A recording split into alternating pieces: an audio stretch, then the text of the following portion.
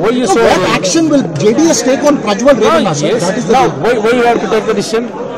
Why you have to take the decision? Any proof is there? We will take it. Don't worry. You don't hurry. We will, because of the moral issue, we wanted to take some decision. So, but so many videos are online. Videos are there. Any photo of Prajwal is there? Any photo of Prajwal is there? 19 ಸದಸ್ಯ ಬಲ ಹೊಂದಿರುವಂತಹ ಜಾತ್ಯತೀತ ಜನತಾದಳದ ಪಕ್ಷ, ಅದರಲ್ಲಿ 17 ಜನ ಯಾವ ಕ್ಷಣದಲ್ಲಿ ಹೇಗೆ ಬೇಕಾದರೂ ಕೂಡ ವರ್ತಿಸಬಹುದು. ಕಾರಣ ಇಷ್ಟೇ, ಪ್ರಜ್ವಲ್ ರೇವಣ್ಣ ಅವರ ಪ್ರಕರಣದಿಂದ ನಾವು ತಲೆ ಎತ್ಕೊಂಡು ಓಡಾಡೋಕಾಗ್ತಿಲ್ಲ. ಸಮೃದ್ಧಿ ಮಂಜುನಾಥ್ ಅವರು ಹೇಳಿದ್ರು, ಶರಣಗೌಡ ಕಂದಕೂರ್ ಹೇಳಿದ್ರು, ಜೊತೆಲಿ ಇಬ್ರು ಶಾಸಕೀಯರು ಕೂಡ ಆಯ್ಕೆ ಆಗಿದ್ದಾರೆ ಜಾತ್ಯತೀತ ಜನತಾದಳದಿಂದ. ಅವರು ಕೂಡ ಯಾವ ರೀತಿ ಮುಖ ಕೊಟ್ಟು ಮಾಧ್ಯಮಗಳಿಗೆ ಉತ್ತರಿಸಬೇಕು. ಆ ಕಾರಣಕ್ಕೋಸ್ಕರನೇ 19 ಶಾಸಕರ ಪೈಕಿ ಹೊಳೆನರಸೀಪುರದ ರೇವಣ್ಣ ಅವರು, ಚನ್ನಪಟ್ಟಣದ ಕುಮಾರಸ್ವಾಮಿ ಅವರು ಬಿಟ್ಟು ಇನ್ನುಳಿದ ಎಲ್ಲ 17 ಶಾಸಕರು ಸ್ಪಷ್ಟವಾದ ಸಂದೇಶ ಕೊಟ್ಟಿದ್ರು. ಪ್ರಜ್ವಲ್ ರೇವಣ್ಣ ಅವರ ಪ್ರಕರಣದ ವಿಚಾರವಾಗಿ ಒಂದು ಕಠಿಣ ಕ್ರಮ ಕೈಗೊಳ್ಳಬೇಕು ಅಂತ. ಆದರೆ ಜಾತ್ಯತೀತ ಜನತಾದಳ ರಾಷ್ಟ್ರಾಧ್ಯಕ್ಷರ ಅನುಮೋದನೆಯ ಮೇರೆಗೆ ಮಹಾ ಪ್ರಧಾನ ಕಾರ್ಯದರ್ಶಿಗಳು KR ಶಿವಕುಮಾರ್ ಅವರು ಒಂದು ಅಮಾನತು ಪತ್ರವನ್ನ, ಆದೇಶ ಪತ್ರವನ್ನು ಹೊರಡಿಸಿದ್ದಾರೆ.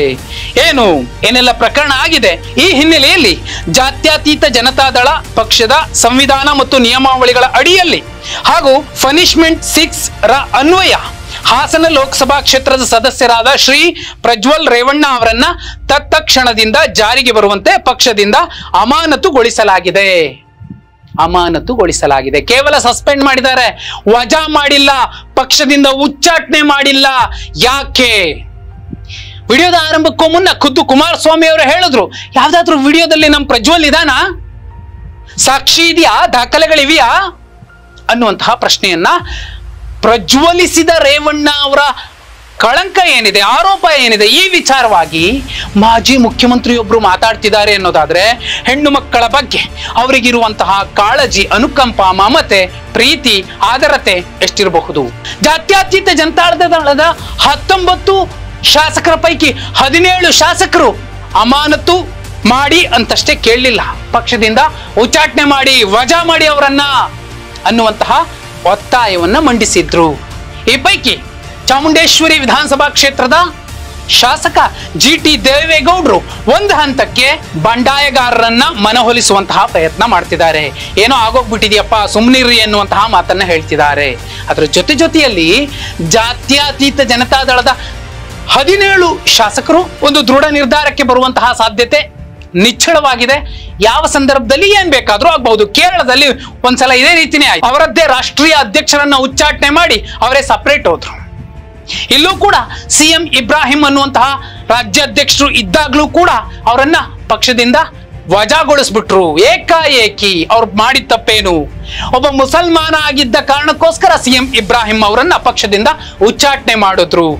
ಅಷ್ಟೇ ಅಲ್ಲ, ಇವತ್ತು 17 ಶಾಸಕರು ಕೂಡ ಎಲ್ಲೋ ಒಂದು ಕಡೆ CM ಇಬ್ರಾಹಿಂ ಅವರ ಕಡೆ ಏನಾದ್ರೂ ನೋಡ್ತಿರಬಹುದಾ, ಅಥವಾ ಭಾರತೀಯ ಜನತಾ ಪಾರ್ಟಿಯನ್ನೇ ಸೇರ್ಕೊಂಡ್ಬಿಡುವಂತಹ ಲೆಕ್ಕಾಚಾರದಲ್ಲಿ ಇರಬಹುದಾ, ಅಥವಾ ಈ ಪ್ರಕರಣ ಕ್ಲಾರಿಟಿ ಸಿಕ್ಕ ಮೇಲೆ ಕಾಂಗ್ರೆಸ್ ಪಕ್ಷದ ಕಡೆ ವಾಲಬಹುದಾ? ಬಹುದೊಡ್ಡ ಚರ್ಚೆ ಆಗ್ತಿದೆ. ಜಾತ್ಯತೀತ ಜನತಾದಳದ ಅಧಿನಾಯಕರಿಗೆ ನಿಜಕ್ಕೂ ನಾಚಿಕೆ ಇದ್ರೆ, ಒಂದು ಹೆಣ್ಣು ಮಕ್ಕಳ ಬಗ್ಗೆ ಗೌರವ, ಅಭಿಮಾನ ಇದ್ರೆ, ಹೆಣ್ಣು ಮಕ್ಕಳ ಒಂದು ಚಿಹ್ನೆಯನ್ನ ಇಟ್ಕೊಂಡಿರುವಂತಹ ಆ ಪಕ್ಷಕ್ಕೆ ಘನತೆ ಇದ್ರೆ, ಮೊದಲು ತಮ್ಮ ಮೇಲೆ ಬಂದಿರುವಂತಹ ಕಳಂಕ ತೊಡೆದು ಹೋಗುವ ತನಕ ಪಕ್ಷದಿಂದ ಪ್ರಜ್ವಲ್ ರೇವಣ್ಣ ಅವರನ್ನ ವಜಾಗೊಳಿಸಬೇಕು ಅಥವಾ ಉಚ್ಚಾಟನೆ ಮಾಡಬೇಕು. ಈ ಯಾವುದೇ ಕೆಲಸವನ್ನ ಮಾಡದೆ is there any proof?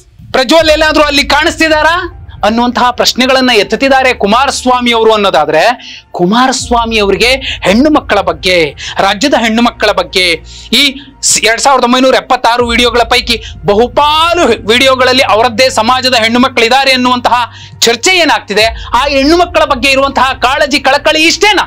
JDS ಸ್ಥಿತಿ ಏನಾಗಬಹುದು?